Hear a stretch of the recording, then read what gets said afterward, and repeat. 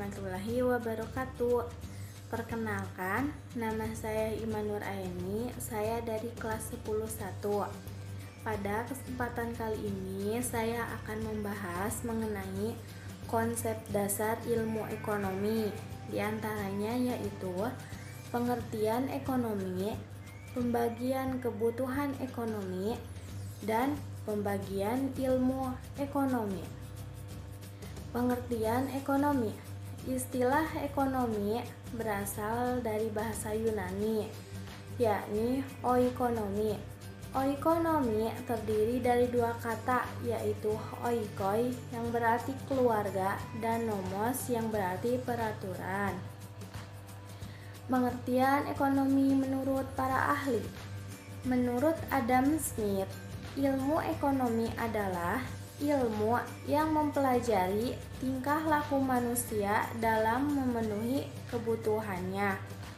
Sedangkan menurut John Stuart Mill, ilmu ekonomi adalah praktik ilmiah tentang pengeluaran dan penagihan keuangan. Maka, dari dua pendapat tersebut dapat disimpulkan bahwa ilmu ekonomi adalah ilmu yang mempelajari bagaimana manusia memenuhi kebutuhan hidup yang beragam dengan sumber daya yang terbatas. Lanjut ke pembagian kebutuhan ekonomi. Kebutuhan primer. Kebutuhan primer adalah kebutuhan pokok yang harus dipenuhi oleh manusia untuk kelangsungan hidupnya. Kebutuhan sekunder. Kebutuhan sekunder adalah kebutuhan yang sifatnya pelengkap. Contohnya gadget, televisi, dan lain-lain. Sedangkan kebutuhan tersier adalah kebutuhan yang dipenuhi setelah kebutuhan primer dan sekunder terpenuhi. Contohnya jet pribadi, villa mewah, dan lain-lain. Lanjut ke kebutuhan menurut sifatnya. Yang pertama, kebutuhan jasmani.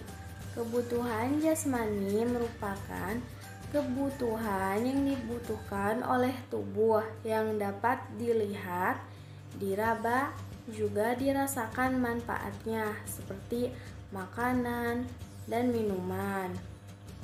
Sedangkan kebutuhan rohani merupakan kebutuhan yang dibutuhkan oleh jiwa dan hati kita. Dalam kata lain, hanya dapat dirasakan manfaatnya seperti ibadah, hiburan, dan pendidikan.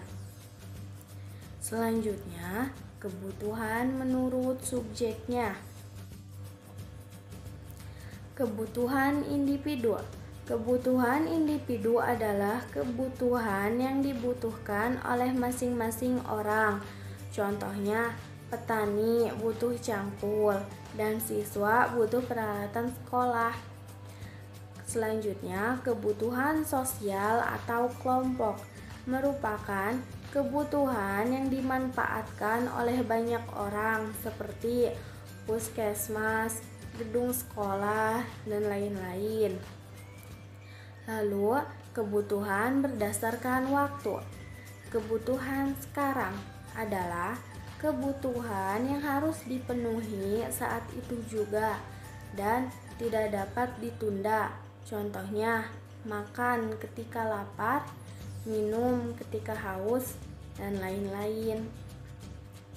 Sedangkan kebutuhan masa depan adalah kebutuhan yang dapat ditunda pemenuhannya karena digunakan untuk masa yang akan datang, misalnya menabung, asuransi kematian, dan lain-lain. Selanjutnya, pembagian kebutuhan ekonomi. Kajian ilmu ekonomi terbagi menjadi 3 kelompok, yaitu ilmu ekonomi deskriptif, ilmu ekonomi terapan, dan ilmu ekonomi teori.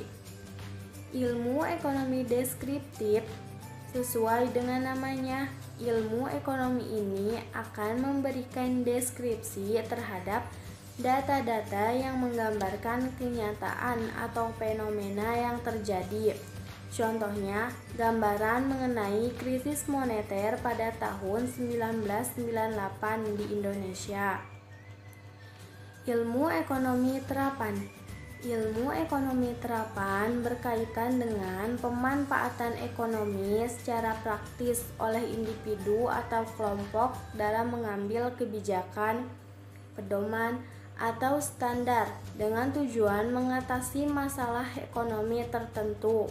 Contohnya, kegiatan ekonomi yang berlangsung di perusahaan, perbankan, dan lain-lain. Ilmu ekonomi teori. Ilmu ekonomi teori berupaya menjelaskan pengertian dan hubungan sebab akibat serta cara kerja sistem perekonomian. Jenis ilmu ekonomi ini berlandaskan pada hasil observasi terhadap aksi dan reaksi kegiatan ekonomi dalam kehidupan masyarakat. Dalam perkembangannya, ilmu ekonomi teori terbagi menjadi dua jenis, yaitu teori ekonomi makro dan teori ekonomi mikro. Teori ekonomi makro membahas kegiatan ekonomi secara menyeluruh, analisisnya bersifat global dan berfokus pada permasalahan sistem perekonomian secara keseluruhan. Contohnya, pengangguran, inflasi, dan pertumbuhan stagnan. Sementara itu, teori ekonomi mikro membahas perekonomian dalam ruang lingkup kecil atau khusus. Biasanya, teori ekonomi mikro ini mempelajari perilaku individu, rumah tangga perusahaan dalam membuat keputusan untuk menghasilkan sumber daya yang terbatas. Permasalahan ekonomi yang sering terjadi dalam teori mikro, misalnya penetapan harga pasar, kenaikan harga bahan bakar, praktik monopolistik, dan panjangnya saluran distribusi. Oke, cukup untuk pembahasan kali ini. Semoga pembahasan yang saya sampaikan tadi dapat bermanfaat. Terima kasih. Assalamualaikum warahmatullahi wabarakatuh.